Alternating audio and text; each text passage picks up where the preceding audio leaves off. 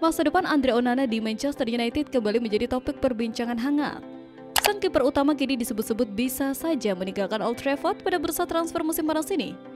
Menurut berbagai laporan, Inter Milan saat ini sedang mempertimbangkan opsi untuk memulangkan Onana. Sang kiper sebelumnya hanya membela Nerazzurri selama satu musim, yaitu pada 2022-2023. Saat membela Inter, Onana mencatatkan 19 clean sheet dari total 41 pertandingan di semua kompetisi. Ia juga berkontribusi dalam peraihan gelar Serie A dan Supercoppa Italiana. Hal ini membuatnya tetap dianggap sebagai sosok populer di kalangan para penggemar Inter. Onana sendiri masih memiliki sisa kontrak 3 tahun bersama Manchester United. Namun, performanya sering menuai kritik, terutama karena beberapa blundernya dan tingginya jumlah kebobolan. Sementara itu, Inter melihatnya sebagai salah satu kandidat pengganti Yann Sommer yang kini sudah berusia 37 tahun dan kontraknya akan berakhir pada akhir musim. Bagi pihak klub, kepulangan Onana bisa menjadi solusi jangka menengah yang ideal. Kepindahan Onana berpotensi menjadi solusi ideal bagi kedua klub. Manchester United bisa melakukan regenerasi di posisi kiper, sementara Inter mendapatkan kembali sosok yang telah terbukti mampu tampil di level tinggi. Di sisi lain, spekulasi masa depan Rasmus Højlund di Manchester United semakin memanas. Striker asal Denmark itu dikabarkan sudah tak lagi memiliki tempat di skuad Setan Merah. Pakar transfer ternama Fabrizio Romano bahkan menyatakan bahwa karir Højlund di MU sudah berakhir. Menurutnya, striker berusia 22 tahun itu kemungkinan besar tidak akan lagi memperkuat Setan Merah di musim 2025-2026. Romano juga mengabarkan bahwa Højlund sudah mulai mempersiapkan langkah pergi dari Old Trafford. Salah satu klub yang paling serius mendekatinya adalah AC Milan. Rossoneri dikabarkan berusaha meyakinkan Højlund untuk kembali bermain di Serie A. Proses negosiasi ini dikabarkan sudah mencapai tahap lanjut, dan Milan optimis bisa mendapatkan jasa sang striker. Legenda Setan Merah Gary Neville menilai salah satu masalah terbesar MU saat ini adalah posisi penjaga gawang yang dinilainya krisis dan tidak bisa dibiarkan. Dalam laga di Emirates Stadium, Andre Onana absen karena cedera hamstring. Alhasil, Ruben Amorim mempercayakan posisi kiper utama kepada Altay Bayındır. Sayangnya, keputusan itu berbuah petaka. Gol tunggal Arsenal lahir di menit ke-13 lewat Ricardo Calafiori. Bayındır gagal mengantisipasi bola hasil sepak pojok dan malah memberi ruang bebas bagi Calafiori untuk menceploskan bola dengan mudah. Neville, yang menjadi pundit di Sky Sport, tidak bisa menyembunyikan kekecewaannya. Menurutnya, MU sudah terlalu lama bermasalah di sektor kiper. Anda tidak bisa bilang seorang kiper tampil bagus kalau membuat kesalahan fatal seperti itu. Gol Arsenal memperlihatkan betapa lemahnya MU di sektor ini, dan itu masalah yang tidak bisa diabaikan, ujar Neville. Bahkan Onana, yang digadang-gadang jadi solusi setelah didatangkan dari Inter Milan, juga tak luput dari sorotan karena kerap membuat kesalahan di laga-laga besar, termasuk kontra Victoria Pleasant, Nottingham Forest, hingga Lyon. Neville menegaskan MU harus segera mencari kiper baru sebelum bursa transfer ditutup. Ia menilai pengalaman adalah faktor penting agar tim bisa kembali stabil. Neville pun menyebut dua nama yang layak dipertimbangkan MU, Donnarumma PSG dan Emiliano Martinez Aston Villa. Bukan hanya soal kualitas, keduanya dinilai memiliki mental baja yang sangat dibutuhkan United. United sudah menggelontorkan hampir 200 juta pound sterling untuk memperkuat lini serang di bursa transfer kali ini. Namun, jika tidak segera menutup kelemahan di sektor kiper, Neville khawatir upaya besar itu akan sia-sia. Sementara di sisi lain, manajer MU Ruben Amorim justru menyatakan masih percaya dengan para kipernya. Ia menilai gol Arsenal terjadi karena Bayındır memilih mendorong pemain lawan alih-alih menangkap bola. Meski demikian, dengan MU yang sudah menghabiskan hampir 200 juta pounds untuk memperkuat lini depan dan masih mencari tambahan gelandang sebelum tenggat 1 September 2025, kemungkinan mendatang kiper baru bisa menjadi perdebatan serius di pekan-pekan terakhir bursa transfer.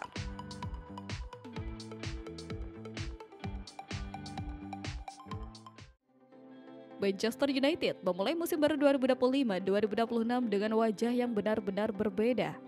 Ruben Amorim memilih langkah radikal dengan merombak lini serang yang selama ini dianggap tumpul.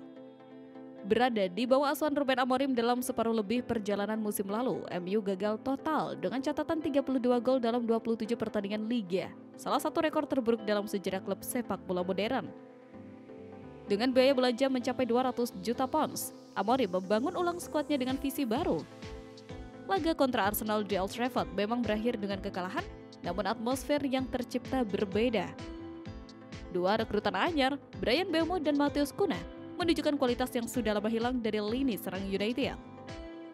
Mbeumo tampil luar biasa di sisi kanan sebagai playmaker. Ia mencatat 100% keberhasilan dribble di babak pertama, melakukan 13 sprint, melepaskan 4 umpan silang, serta menciptakan peluang berbahaya. Aksi-aksinya membuat bek kiri Arsenal Ricardo Calafiori kesulitan sepanjang laga. Cunha yang bergerak fleksibel antara peran false nine dan penyerang sayap juga tidak kalah impresif. Ia beberapa kali memaksa David Raya melakukan penyelamatan gemilang, termasuk satu tembakan rendah di babak pertama dan sundulan berbahaya dari umpan Mbeumo di babak kedua. Secara total, Cunha dan Mbeumo mencatatkan 9 tembakan, jumlah yang sama dengan seluruh tim Arsenal.